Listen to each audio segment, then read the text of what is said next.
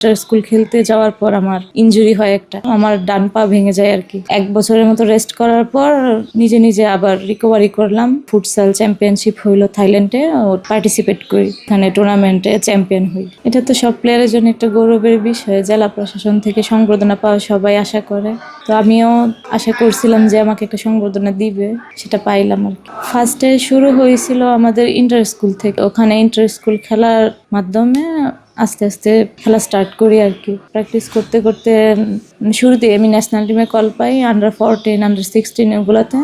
ওখানে ক্যাম্পে ছিলাম, ছুটিতে বাসায় আসার পরে ইন্টার স্কুল খেলতে যাওয়ার পর আমার ইনজুরি হয় একটা। ওই ইনজুরি হওয়ার পর আমি লং টাইম বাইরে ছিলাম খেলাধুলা থেকে।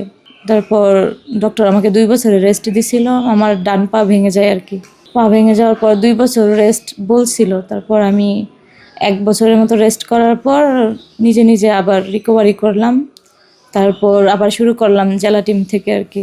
এই যে লাস্ট যে আমাদের ফুটসাল চ্যাম্পিয়নশিপ হইলো থাইল্যান্ডে, ওটাতে পার্টিসিপেট করি। তো আমরা ওইখানে টুর্নামেন্টে চ্যাম্পিয়ন হই। আমরা তো চ্যাম্পিয়ন হয়েছি, আমাদেরকে ট্রফি আর মেডেল এই 2টা দেওয়া হয়েছে। সমস্যা তো ছিলই, মেয়েদের খেলাধুলা করা সব জেলাতেই সমস্যা হয়। সমস্যাটা শুরুতে হয় জেলা থেকে, আর জেলায় যে সমস্যাগুলো হয় ওগুলা ফেস করেই তো আমরা ঢাকাতে যাই খেলতে। মেয়েরা সুযোগ সুবিধা দিব, মেয়েরার জন্য ফুটবলের লাগিন সরকারে অনুমতি দিব, যাতে উন্নত হয় দেশ।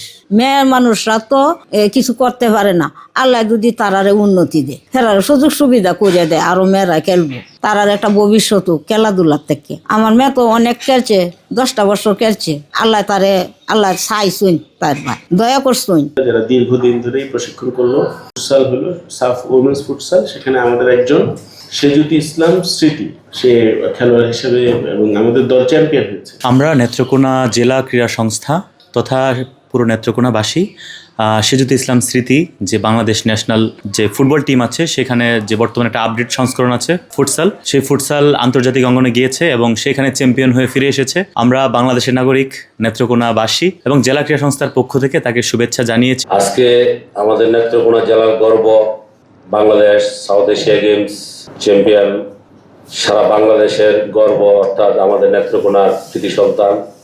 আমাদের নেত্রকোনা ফুটবল অ্যাসোসিয়েশন থেকে আজকে তাকে আমরা নেত্রকোনা জেলায় তাকে সম্বর্ধনা দিয়ে, আমার মনে হয় নেত্রকোনা ক্রীড়া সংস্থায় কাউকে আজ পর্যন্ত দিছে কিনা সম্ভাবনা আমার জানা নাই। এই সংস্থার সাথে প্রায় 91 সাল থেকে আমি খেলাধুলা, মোটামুটি ঢাকায় 91 16 ন্যাশনাল করছি আমি, আমার জানা নাই। সবচেয়ে বড় পুঁজি সময়। এখন কিন্তু মান্যতার জায়গাগুলি কিন্তু আসলে আমরা অনেক ক্ষেত্রে আমরা হারাতে বসেছি। এই বিষয়গুলি সতর্ক থাকতে হবে।